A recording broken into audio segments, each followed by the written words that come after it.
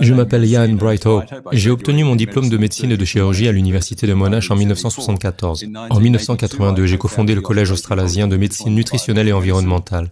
J'en suis resté le président pendant les 26 années qui ont suivi. Le collège a continué à former des praticiens en médecine nutritionnelle et environnementale à la norme du fellowship au cours des 39 dernières années. Je suis actuellement directeur de la médecine nutritionnelle et environnementale à l'Institut national de la médecine intégrative. Sénateur, un virus dont le taux de létalité de l'infection n'était pas pire que celui d'une saison grippale sévère a été annoncé au monde fin 2019. Mes collègues et moi-même avons immédiatement recommandé la supplémentation systématique en vitamine C, D et enzymes minérales pour maximiser la fonctionnalité du système immunitaire. Lorsque le Premier ministre de l'époque a annoncé qu'il s'agissait d'une pandémie, un communiqué de presse détaillant l'importance d'aborder une épidémie avec une population optimisée avec ses nutriments a été publié.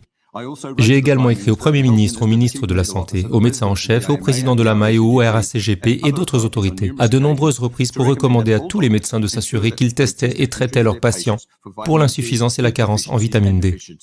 Le mécanisme de protection le plus puissant que nous ayons. Des études ont montré que la vitamine D prévient les infections du coronavirus, les complications et les décès dus au virus responsable d'infections respiratoires aiguës graves. La vitamine D a été utilisée avec succès dans le cadre du Covid. De plus, le zinc est également un antiviral connu et il est essentiel à la production optimale d'anticorps et de cellules T. Il a été utilisé avec succès dans le cadre du Covid avec, bien sûr, de bonnes preuves scientifiques. Le dernier nutriment, la vitamine C, est un antiviral, un stimulant immunitaire et l'antioxydant le plus puissant pour les patients gravement malades. Elle est utilisée par voie intraveineuse pour prévenir la détérioration clinique, réduire les taux d'hospitalisation, traiter les complications chez les patients hospitalisés et sevrer les patients des respirateurs, réduisant ainsi les séjours à l'hôpital. Nous avons également recommandé l'hydroxychloroquine et l'ivermectine, deux médicaments éprouvés qui ont été réaffectés à d'autres fins pour un traitement précoce. Toutefois, ces recommandations n'ont pas été appliquées en Australie. Cependant, après de nombreuses lettres aux autorités de publication dans les médias et de réunions Zoom avec différents ministres, mes appels à la prévention et au traitement précoce n'ont pas été suivis d'effet.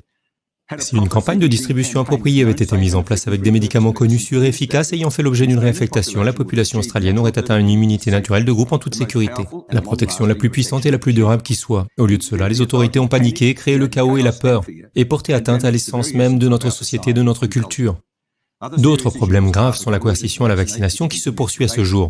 L'absence de consentement éclairé, les attaques contre les médecins et les travailleurs de santé qui se sont exprimés, le nombre très élevé de blessures et de décès dus à la vaccination, et en particulier les décès d'enfants australiens provoqués par les vaccins.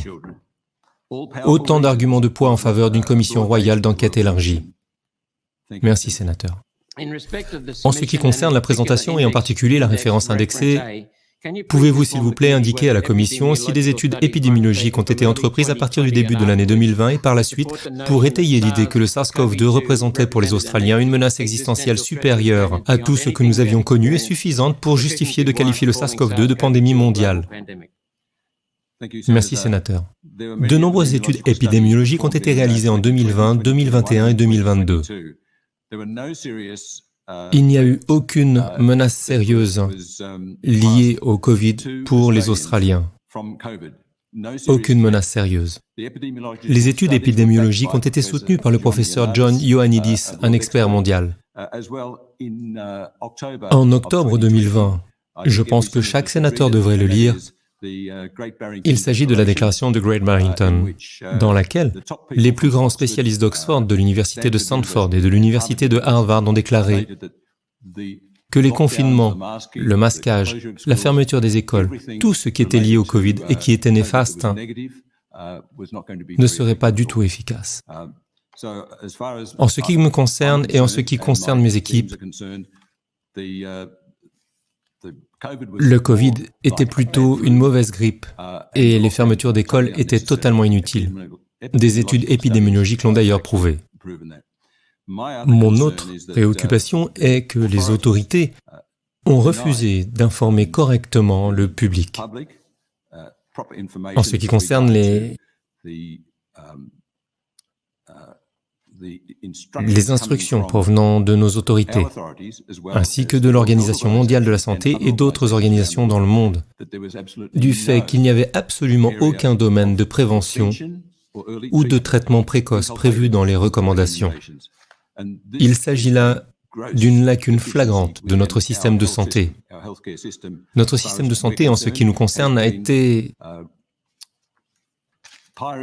piraté par le système médical. Et le système médical a été détourné par Big Pharma. Notre système de santé ne fournit donc que très peu de soins de santé réels. Et cela fait partie du problème systémique de notre pays et de nombreux autres pays occidentaux. Nous ne disposons pas d'un système dans lequel les praticiens médicaux contribuent à la bonne santé des gens. Ils sont traités comme si les médecins sont formés à réfléchir en termes de maladies, de diagnostic et de traitements médicamenteux pour ne considérer que très rarement les causes sous-jacentes des problèmes des patients. Lorsqu'il s'agit d'études épidémiologiques, c'est très bien. Nous devons connaître l'épidémiologie d'un virus particulier ou d'une infection particulière. Mais plus important encore, nous devons aborder les épidémies avec une population en bonne santé ou en meilleure santé que par le passé, afin d'éviter la catastrophe qui s'est produite avec le Covid. Ce vaccin, si l'on peut appeler ça un vaccin, est une nouvelle technologie appliquée à la quasi-totalité de la population mondiale, sans que l'on ait pu constater des niveaux satisfaisants d'efficacité. Et en fait, ma première réaction lorsque j'ai appris qu'il s'agirait d'un vaccin ARNM a été de dire non, c'est trop dangereux. Lorsque vous entendez parler d'être enveloppé dans une nanoparticule, nous savons que cela ne va pas rester dans le muscle deltoïde. Cela ne restera jamais dans le muscle, contrairement à ce que l'on nous avait promis. Ça se déplace dans tout le corps.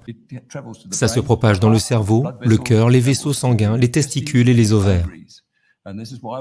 C'est la raison pour laquelle nous voyons tant de personnes souffrir d'effets indésirables graves, y compris de nombreuses maladies cardiaques, des troubles dégénératifs du système nerveux central, des maladies auto-immunes et certainement beaucoup de problèmes gynécologiques, des problèmes féminins. Ce produit contient également des fragments d'ADN. L'ADN et l'ARN peuvent se transcrire et se retrouver dans le noyau de nos cellules, y compris nos cellules germinales. C'est tellement risqué que cela n'aurait jamais dû être injecté à un seul être humain.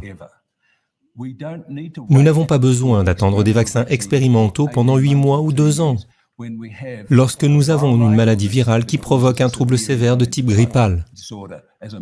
Comme je l'ai déjà dit, sénateur, nous disposons de moyens de prévention et de traitement précoce.